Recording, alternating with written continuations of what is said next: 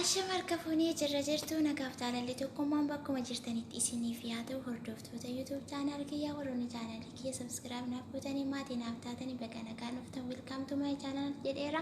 Akkasuma warri maatii chaanalii kanaa ta'uudhaaf barbaaddan immoo like subscribe share gochuuf yaada qabdan komentii irratti barreessu maatii chaanalii kanaa ta'u nu waliin hirmaadhaa isiniin jecha. Tolee viidiyoo darbe irratti warroonni erga biyyaa baatanii biyya arabaa keessa turtanii gara biyyaatti osoo hin deebiin waggoota hedduu as jiraachaa turtaniidhaa fi gaafa gara biyya keessanii galtanii maatiin keessan ilaalcha akkamii isiniif qabu simannaa akkamii isiniif qabu maal hojjetanii isin eegu kennaa akkamii isinirraa barbaadu jiruuf jireenyi biyya keessaa maal fakkaata yoo asii galtan maaltu isinitti dhaga'amu wanti isin feel gootan maalidha isa jedhu amma tokko isinitti himuudhaaf yaaleen ture isinis immoo isa kanatti akka isin gammadanii barnoota tokko tokko keessaatii argattan abdiin qaba. Har'ammoo warra kaargoo ergachuu barbaadaniidhaa fi kaargoo ergachuun dura wanti isin beekuutii qabdanii fi meeshaalee akkamii akka fudhattanii galtanillee ofiima keessan osoo murteeffattanii natti tola. Garuu dursa kaargoo osoo ergiin tura kaffaltii baay'ee waan isinitti herregamuudhaa fi kaffaltii sana ofirraatii amma tokko hir'isuuf wanti isin gochuu qabdanii isinitti himuudhaaf yaala. Haga xumura viidiyoo kanaatii turtiin keessan waliin haa ta'u. Tolee kaargoo ergachuun dura wanti isin beekuu qabdanii isa jedhu irratti gaafa kaargoo ergachuu jettan dursaa ofii keessaniitii wanta isin barbaachisu filattanii bitachuutii qabdu. Meeshaa akka kanaa fudhaa galaa kana dhiisaa galaa kan jedhu ofii keessanii murteeffachuutii dandeessu. Wanta ani barbaadu isin barbaadu dhiisuu dandeessu. Wanti isin barbaadan immoo ni barbaadu dhiisuu danda'a waan ta'eef inni kun yaada dhuunfaa keessanii osoo isiniif ta'e baay'ee natti tola. Kan biraammoo meeshaalee elektiroonii kanneen akka maashinii wayyaa miicuu ijoolleen barbaadan yookiin fudhattanii galu kaargoo ergachuu barbaadan jirtu. TV'n jira, istoofiin garagaraa jira, maashiniin garagaraa kan shunkurtii daakuu kan juusillee baay'eetu jira. Isa kana yoo fudhattanii galtan gatiin qaraxa baay'ee akkasinitti ulfaatuu fi gatii ittiin bittanii fi asii ergitan irra caalatti akkasiin kaffalchiisanii beektuu oduu tokko tokko sinuma qabdu jedhee yaada isa kana yeroo baay'ee irra deddeebi'amee waan kun waan dudubbatamuuf ijoollee baay'ee warri biyya galanis information isaa waan nuuf kennaniif isinis qubuma qabdu jedhee yaada isa kana isinittiin immoo wanta isin barbaachisu Itoophiyaa keessa maaltu jira maaltu hin jiru kamtu orjinaara miti isa jedhu ofii keessaniitiin mirkaneeffachuu dandeessu jechuudha. Ani garuu kan isinitti himuutii barbaadu ofii kootii waan ergee fi dursa wanti isin gochuu qabdan otoo kaargoo hin ergin dura erga wanta isin barbaachisu akkuma isiniin jedhe uffata haa ta'u, meeshaalee mana keessaa haa ta'u, televezyiinii haa ta'u, wanta fudhattanii galuu yookiin kaargoo ergachuu barbaadan erga qopheeffattaniitii booda ofii keessaniitii kaartoonii keessan bitattanii kaartoonii isin bittan kaartoonii kiiloo 40 qabachuu danda'u osoo ta'e baay'ee filatamaa fi gaariidha. Maaliif warri gara baadiyyaatti galtanii biyyi keessanii magaalaa Finfinnee irraatii fagoo ta'e baay'ee rakkisa jechuudha. Kaartoonii guddaa binnee kan kollee kan maatii kollee meeshaan bitu hundumaa isatti naqee bakka tokkotti ni kaargoo godhaa yookiin roottootiin kaargoo erga warra jedhantu jiru waan ta'eef inni kun baay'ee rakkisaadha. Gara biyyaatti gaafa galchitanii daandiin rakkisaa waan ta'eef namallee baay'ee rakkisa jechuudha. Kanaaf jidduu galeessa kaartoonii kiiloo 40 kan fixutu isa kana isiniif danda'a. Intinaan keessanillee qodaan keessanillee waan tokko isin jalaa hin miidhamiin bakka yaaddan mana keessan haa ta'u mana maatii keessanii haa ta'u bakka isinitti ergitanitti miidhaa tokko malee isiniif qaqqabuu danda'a jechuudha. Kanaaf kaartooniin murteessaa ta'uu qaba. Kaartoonii isin bittanillee jabaataa fi kan sirriitti ashagamuu danda'u kan ajajamu yeroo ashagamu tokko gadi jedhaa tokko ol jedhaa wal caccaalaa yoo ta'e rakkisaa waan ta'eef inni kun meeshaa baay'ee isinii fudhachuu waan hin dandeenyeef ilaaltanii kaartoonii orderillee gochuu dandeessu bituullee dandeessu jechuudha ofii keessaniiti. Garuu inni kaargoo fudhu namni kaargoo ergu sun gaafa dhufu kaartoonii naaf illee dhufa yoo jettani baay'ee waqii isinitti baay'ata jechuudha. Maaliif hin dhufee kaargoo fuudhullee birrii 250 dirqama kaffaltu gatii chaarji jechuudha. As Dubaay keessattidha. Dubaay keessatti inni dhufee kaargoo sinirraatii fuudhee gara biyyaatti isiniif meeshaa keessan isiniif ergu birrii 250 dirqama kaashii kaffaluun keessa waan hin oolleef isa kanarratti immoo herregni boodarra isinitti baay'ata gatii kiiloollee waan ta'eef kiiloo tokko birrii 6.50 ergama jechuudha. Isa kana gaafa walitti dabaltan kiiloo 60 ta'a kiiloo 50 ta'a isaa waliin balamallee agabba sadiittillee ijoolleen ergachuudhaaf jettanis ergitanis jiraachuu dandeessu. Gaafa walitti baay'atu kisaaraa keessa isin galchuu danda'a jechuudha. Kanaaf lafa jala erga kaargoo ergachuudhaaf fedhii qabaataniiti yaaddanii yaada kana qabdu ta'e kaartoonii keessan kan kiiloo 40 qabatu bittanii erga mana keessanii pilaastirii kan kaartooniin ittiin ashaguun jechuudha. Feestaalillee hin jira kan bakkuma kaartoonii bittan sanaati argattu orderii gootanillee achuma isinii fiduu danda'u jechuudha. Laasgaa yookiin pilaastirii kan jedhamu finyoo kan itti kaartooniin ashagamu jira.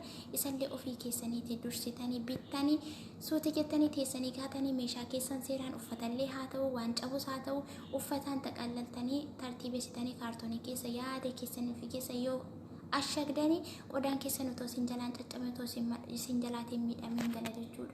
Warri dhufanii kaargoo erganii naa ashagu isaan mootu naaf sirreessa jettanii eeggatu taana gatii ashaguu birrii 30 jedhu gatii finyoo birrii meeqa jedhu birrii 50 60 jedhanii axxanii wacii guddaa keessa galtu waan ta'eef isa kana ofirraa qusachuudhaaf dursa kaargoo soon ergin dura isin wanti isin beekuu qabdan isa jedhuuf kan fakkeenya warri TV faasii bitanii erganii gatii TV ittiin bitanii birrii meeqa sunduuqa yookiin saanduqa kan jedhamu tokko jira kan TV keessa kaa'amu jechuudha. Saanduqni sun yoo itti hojjetame malee TV'n sun gara biyyaa galuudhaaf rakkisa maaliif hin caban darbatamu waan ta'eef asitti yeroo qodaa fuunan baay'ee daddarbatu yoo ashagaa isaa toshitanii qodaa cabullee jidduu keessanii kanneen akka feermusiifatu fudhattanii galtanii biyya keessanitti baay'ee isin fayyada. Feermusiin biyya kana orjinaala garuu kan biyya keenya hin caba jechuudha. Bishaan ho'aatiin yoo miidhe malee hin caba.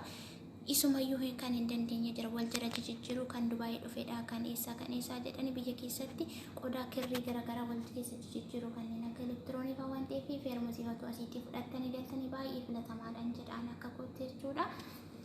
Isa faa jechuudha uffatatti martanii qixxa lamaansa kaartoonii walakkaa yoo keessan isin jalaatiin cabu garuu inni warri kaargoo erganii yoo dhufanii isaan nuuf ashaganii nuuf sirreessanii qodaa keenya sun nuuf erguu danda'u. Isaantu beeka ogummaa isaa qabnutu ogummaa isaa hin qabnu kan jedhan ijoollee baay'eetu jira waan ta'eef inni kun maallaqa baay'ee isin kaffalchiisa. Isuma irratti immoo meeshaan keessanillee yeroo isin jalaa caccabu walumaa gala kasaaraa keessa guutanii jechuudha. Kanaaf ofii keessan sirreeffadhaati qophooftanii keessanii birrii 250 gatii nama kaargoo erguu ta'uusaa beektanii mana keessanitti lookeeshinii keessan ergattanii kallattii barbaadanitti dhufe isinii fuudhee yeroo isiniin jedhetti isiniif geessisuu danda'a. Isiniin jechuutiin barbaada. Gatiin kiiloo tokko kaargoo erguudhaaf kiiloon tokko Dubaayii keessatti birrii 50 jechuudha. Birrii 50 jechuun birrii 6 adii jechuudha. Kaartoonii keessan feestaalii irra keessatti oolchitanii maaliif bokkaan roobuu danda'a keessumaa warri gara baadiyyaatti galchitanii daandii dheeraallee deema kaartoonii guddaatti fuuneetu qodaa bakkuma tokkotti wayya jettanii gaafa walitti iddoo tokkotti baay'istanii namallee baay'ee rakkisa jechuudha. Inni kun hin darbatu waan ta'eef wanti keessa jiru akkuma jirutti miidhamuutii danda'a.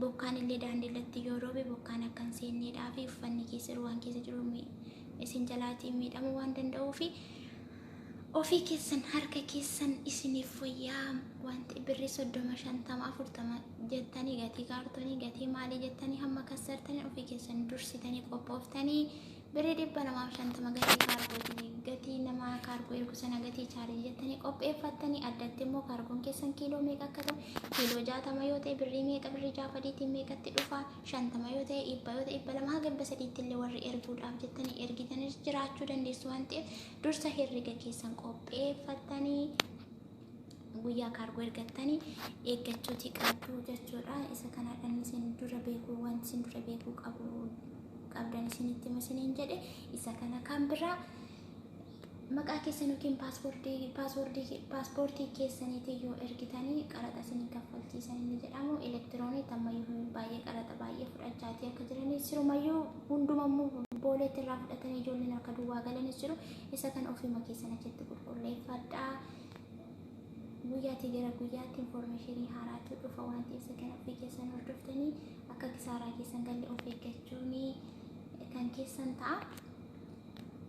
Garuu jechuudha dura as teessanii meeshaa ergannee ofii keenya immoo boodarra galla eenyutu naa fuudhee gala kan jedhu ijoollee baay'eenis waan an dhaga'ee fi anillee akkasitti waan an fayyadameef jechuudha. Dursa meeshaa bittanii mana keessan uffatallee haa ta'u maalillee haa ta'u mana namaa keessatti jechuudha of eeggachuun gaariidha. Qophaa'anii taa'uun gaariidha. Yoomillee taanaan nuti hin deemne waan ta'eef mana namaa keessatti ulfinni hin jiru. Madaamii faana gaafa walitti bu'anii deemuun illee jira. Gaafa kanammoo qodaa walitti qabachuun illee namatti ulfaata jechuudha. Kanaaf of gattanii mana namaa keessa illee taa'ina waan bittan hundumaa shaanxaatti illee haa ta'u ofii keessan qabattanii galuudhaafis haa ta'u kaargoo ergachuudhaafis haa ta'u qophooftanii taa'uu qabdu. Yoomiyyuu qophaa'ota ta'uu qabdu. Isinin jechuun barbaada gaafa kaartoonii keessan kana qopheeffatanii meeshaa argachuuf jettanii kaargoon erga jettanii kaartoonii keessanii ashagattanii uffata keessa naqattanii maal haa ta'u waan keessa jiru isinumatu beeka. Qophooftanii teessan hiriyyaan keessan isin biraatii galuu dandeessi. Waardeenyaan keessan bukkeessa keessan irraa galuu danda'u waan ta'eef isaanitti argattanii meeshaan keessan otoo isin hin galin dura keessanii isinii galee wacii keessan hundumaa as teessanii shaffanattanii gara biyya keessanitti zanaa jettanii galtanii meeshaa keessanitti uffata keessanitti fayyadamuu dandeessu. Isin jechuun barbaada. Ani kanan ergee ji'a sadiin taayoo baay'ate jechuudha. Gara gwaardeenyaa kutumaa iskeetii galtee isheetu naaf fuudhee galee akkasitti yaaddoon kaargoon irraa dhume isiniin jechuu barbaadeeni. Anna wanti isin fudhattanii galtanii biradistii orjinaal lafaa as jira jechuudha. Firmusii fa'aa akkuma isiniin jedhee meeshaalee warraa shunkurtii daakuu kana fa'aa kan akka juusii fa'aa hojjetutu fudhattanii galtanii warri gara baadiyyaa galtan bakka jireenya keessanii warri hin murteeffatiin achaan jiraadha jettanii iddoo jireenyaa otoo hin beekiin meeshaalee garaagaraa maallaqa keessanitti baastanii fuutanii galtanii kasaaraa keessan galiinaa. Meeshaan biyya kanaa elektiroonii ta'e qoxaarii mataasaa danda'e barbaada. Biyya keessatti maabiraatiin garaagara baadiyyaa keessa jira ibsaan jechuudha. Jira garuu waan akkasii meeshaa biyya kanaa hin sochoosu hin gubata jechuudha. Waan mana keessaa waan akka TV fa'aa firrii baay'ee gugudee ofiisaallee hin gubata. Waan mana keessaallee hin gubata kunillee kasaaraadha. Isa kanarraallee of qusadhaatii wanta biyya keessatti kun dirqama na fayyada kan jettan tokko fudhattanii soo galtanii gaariidha. Akkasuma waan fedhe walitti qabdanii fuutanii hin galiina. Biyya keenya keessa wayyaa kwaalitii ta'etu jira. Wayyaan achumayyuu hin dhibu garuu waan akka meeshaa mana keessaa kanadha kan rakkisu biyya keenyatti jechuudha. Orijinaalliin jiru meeshaa Dubaayii jedhu. Dubaayii keessa warra jirtanii akkasuma biyyoota garaagaraa keessa warra jirtanillee ala waan ta'eef biyya keenya irra wayyaa wanta na fayyadattan fudhadhaa galaa malee muufaatti birrii keessanii fixiinaa. Muufaan biyya kana biyya keenyatti ilaalcha gadhaanaa qaba salbaajiidha jechuudha kan isaan jedhani. Kanarrammoo maallaqa keessan harka keessanitti qabattanii galtanii biyya keessa wanta isin barbaachisu wanta barbaaddanii diizaayinii barbaaddan kwaalitii barbaaddaniin argachuu dandeessu. Isa sitti kassartan achitti galaatii ittiin bitadhaa isiniin jechuun barbaada. Kan kanarraa fi viidiyoo birootiin naga walitti deebinutti turtiin keessan